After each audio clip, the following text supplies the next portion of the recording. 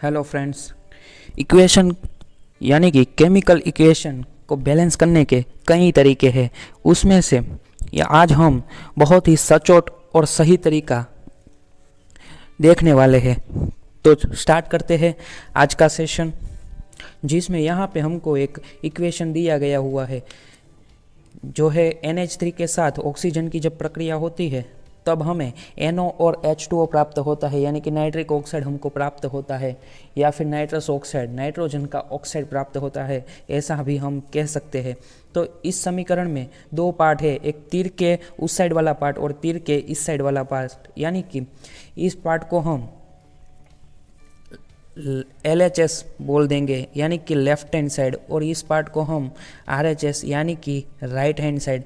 ये तरीका मैथ्स पर आधारित है, इसलिए हम LHS is equals to RHS जब हमें मिल जाएगा तब हमारा इक्वेशन सॉल्व हो गया है, ऐसा हम कह सकते हैं। तो यह चार पार्ट में डिवाइड है, NH3O2 NO और H2O। उसमें से हम सभी को कोऑर्डिनेट्स दे देंगे, यहाँ पे A दे दिया, यहाँ पे B, यहाँ पे C और यहाँ पे D। ये मान लेना है हमको कि A, B, C और D पार्ट में डिवाइड कर दिया है।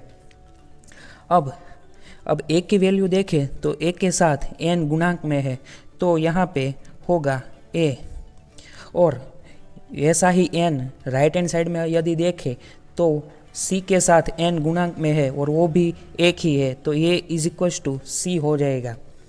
उसके बाद में यदि हम देखें तो A का गुणांक H के साथ भी है और वो 3 है, यानी कि होगा 3A। और राइट हैंड साइड में यदि हम देखें तो H वाला जो पार्ट है वो है हमारे पास H के गुणांक में 2 है और वो D के साथ मल्टीप्लाई होगा तो 2 इंटू D यानी कि 2D हो जाएगा।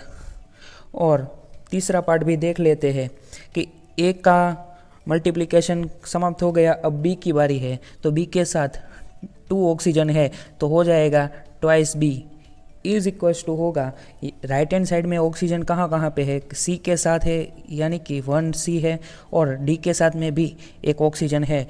तो ये हमारे 3 इक्वेशन बन गए। अब इस इक्वेशन को हम बचपन से सॉल्व करते आ रहे हैं, तो अब इसे सॉल्व करते हैं। यहाँ इस तीनों इक्वेशन में किसी एक मिनिमम जो कोऑर्डिनेट्स है उनको हम किसी एक को एक मान लेते हैं। Let A is equals to 1। जब A 1 हो जाएगा तो A के साथ C भी 1 हो जाएगा। तो यहाँ पे हमें दो वैल्यू मिलती है, A और C, और दोनों ही बराबर वैल्यू है। अब इस A की वैल्यू हम इस इक्वेशन में पुट कर देते हैं, तो 3 into 1 is equals to twice D हो जाएगा। तो अब D को हम बनाएं तो 3/2 हमको मिलता है। ये हमारी D की वैल्यू आ गई है।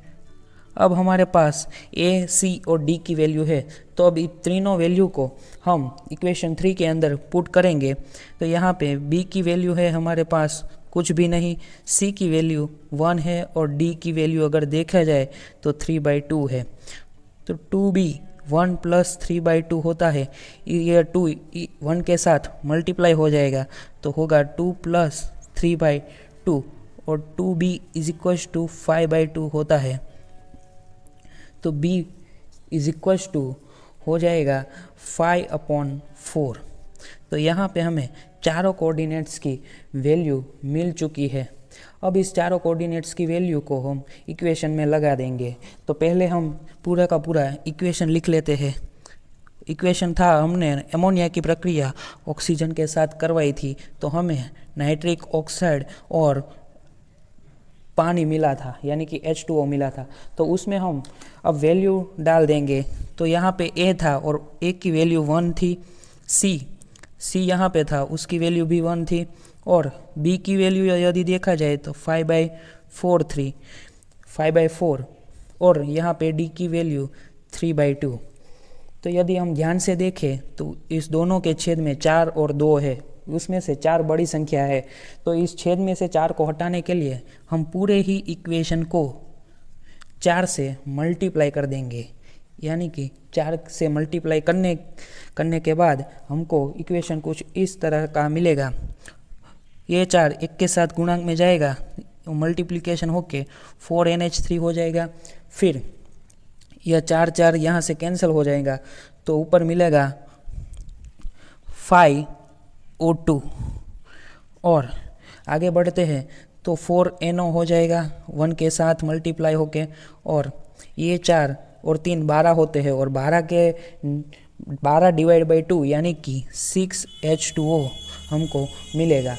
तो ये देख सकते हैं 4 5 4 6, और ये हमारा इक्वेशन सॉल्व हो गया। इस इक्वेशन की मेथड से आप किसी भी इक्वेशन का जो नंबर है वो निकाल सकते हैं, और ये बहुत ही सचोट तरीका है। तो I hope you enjoy the video. Please like share and subscribe my channel. मिलते हैं अगले वीडियो के अंदर, तब तक साइनिंग ऑफ।